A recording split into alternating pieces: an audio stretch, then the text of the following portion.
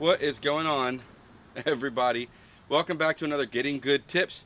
I'm Joshua here at Reasonably Prepared, and what we have today is, well, I did a video a little bit back on the things that you absolutely must have in your vehicle. And one of those things are jumper cables. You must always have jumper cables in your car. It came to my attention from a viewer that they didn't even know how to use jumper cables, and so I thought, well, what better way on a tip today? I've got to jump a car. I might as well walk you guys through the process of properly jumping a vehicle. Now, I'm not a mechanic. I'm not a professional.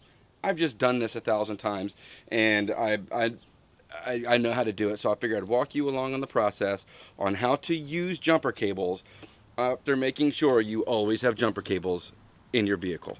So the first thing you're going to want to do is make sure both vehicles are off and that you've parked close enough with the good battery to reach with the jumper cables on the bad battery. All right, so the second thing you're gonna wanna do is on both batteries, you're gonna wanna identify the positive and negative terminals. And these will be indicated by a plus for positive and a minus or a dash for negative.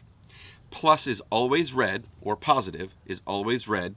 And your negative sign, which would just be a dash, is going to be black, always black. And it should be clearly marked. You can see on here, this is a big plus sign on it that automatically makes that negative. So here we go. Once you've identified the positive and the negative, your jumper cables are going to be color coded, red and black, positive and negative. And you're going to want to do red to red and black to black. It's usually recommended that you hook up the dead battery first, the red or the positive on the dead battery first. Here's a little tip. What I like to do is I'll take my jumper cables, and you never want to touch your jumper cables together when they're hooked up to a battery, because they'll create a spark. They'll spark at you and zap at you, and you just don't want to do that.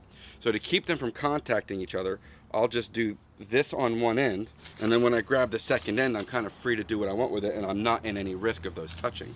So now I'm going to take this positive, and I'm going to put it on the positive of the battery. And you're going to want to make sure you make a good rock solid connection that is on there super strong. We're going to hook up to the positive on the other on the good battery. And once again, good strong connection. It's not wobbling around. Then we're going to do the negative one on the good battery.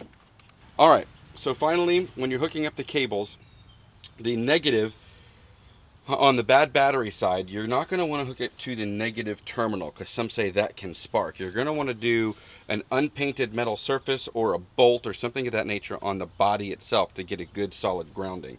Just so happens right here I've got this good plastic or this good metal part right here, and boom. So now I'm grounded to the body. I'm on the positive terminal of the dead battery. We're on the positive terminal of the live good battery and the negative. Now we're ready to jumping this dead battery. All right, so I've got this vehicle over here running, and it's charging this vehicle. I'm gonna let this run for another minute or two, and then we're gonna try starting this vehicle. Hope everything works out fine. All right, so here we go.